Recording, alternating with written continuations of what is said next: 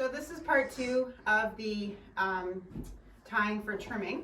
So I've looped MC around my railing again in the exact same spot that we were working yesterday. First thing I'm going to do is just work on, good boy, picking up his legs and dropping them down.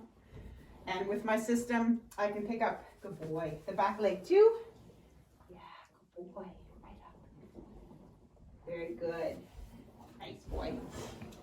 The next thing we need to do is try to bring his leg forward, because with foals, we do not want to take any sole off the bottom of the foot.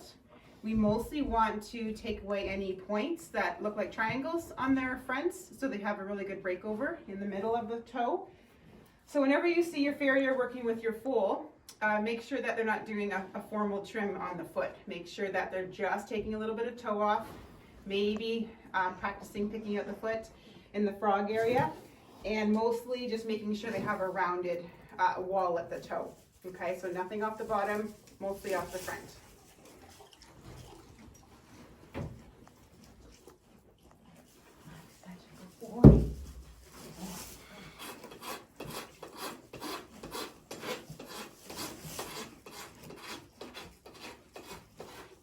Good boy. So good. Good boy. Good.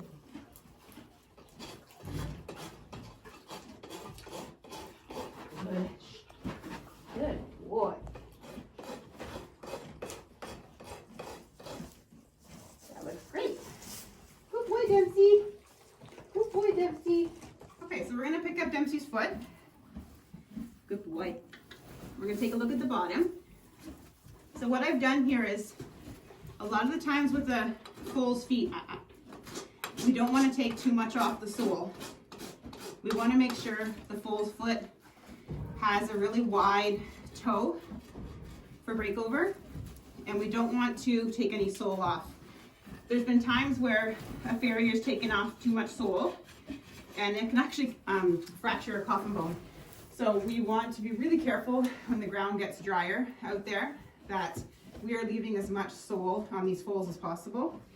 The biggest thing again is just to put the foot forward to take off the wall, and then when you pick up the foot, because the foals are starting to eat grass, you're going to notice that the outside of the wall is a lot taller than the inside. So we're going to, good boy, good boy. We're going to sight the foot, make sure that the heels look even,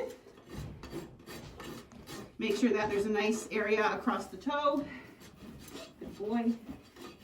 And then I'm going to just check one more time, make sure that my outside wall is good. And the last thing I need to do, without taking off too much of the sole, is just to make sure that they're not standing on the sole. I'm going to pick out the foot. I'm going to just, good boy, good boy, good boy. That's it, that's it, that's it, good boy. Good boy.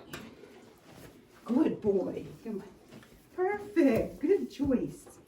Okay, so for the back foot, same thing. When I'm by myself with my horses, which is often, I'm going to pick up his foot, check and see that my heels are even.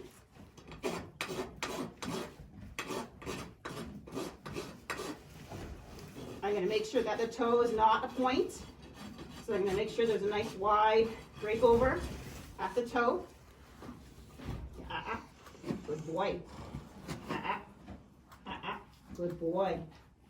Good. Good boy. And then I'm going to just make sure that my sole is not touching the ground. And then that's it. And I've been able to trim him by myself without needing a handler.